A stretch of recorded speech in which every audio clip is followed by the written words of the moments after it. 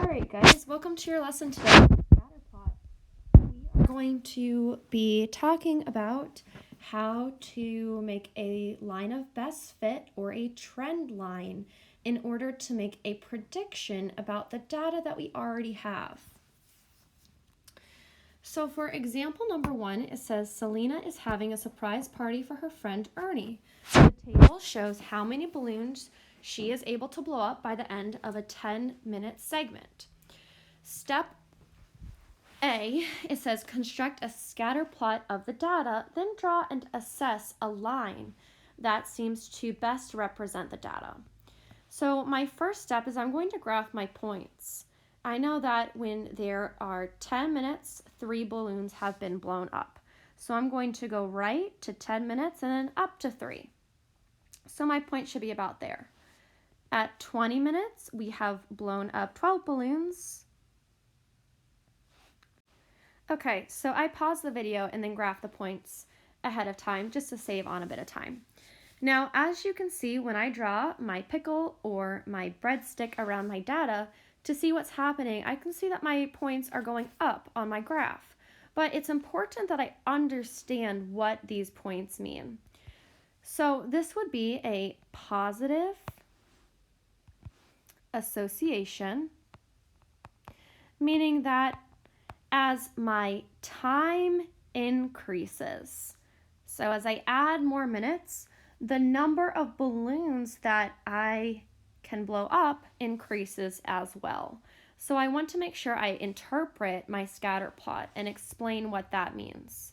So I would say as time, which is my x, it's on my x-axis, increases,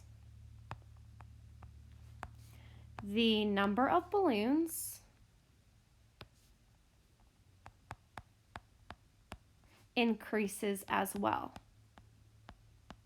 And my number of balloons is on my y-axis, so that's going to be as x increases, so as my time increases, the number of balloons that I can make also increases. So x and y go up. That's a positive association. Now, once I've got that, I'm going to go ahead and draw a line of best fit so that I can predict how many balloons I'll have after a certain amount of time without actually having points. So I'll show you what I mean by that. Now remember that when we draw a line of best fit, we want to go through the y-axis always. That's where we start, that's where we begin. I'm going to try to go through 2 points, and I want my line to have about the same amount of points above as it does below. So I'm going to start right here and go this way. Now, while that line isn't perfect, that's about as best as I could do. And I went through my whole graph, and I think that this line models what my data is doing pretty well. So now for letter B. It says, use the line of best fit, so that's the line that I drew that best fit my data, to make a conjecture, in other words, a prediction, about the number of balloons she will have blown up at the end of 70 minutes. So at the end of 70 minutes, how many balloons would she have? So I'm going to take a look at my graph, and I'm going to locate 70 minutes on my x-axis, which is right here. Now, as you can see, I don't have any points that show me how many balloons I'll have at 70 minutes, but I can use my line of best fit to predict how many balloons I'll have at 70 minutes. So I'm going to go up to my line at 70 minutes. Okay, as you can see, it hits my line right there. So if I did have points, I would guess my points would be somewhere close to there. And then I'm going to see that that points to and is level with 28 balloons. So my best prediction is that at the end of 70 minutes, 28 balloons would be blown up. So my answer is 28 balloons.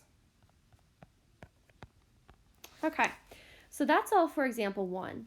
Now, after this example, we're going to practice writing an equation for a line.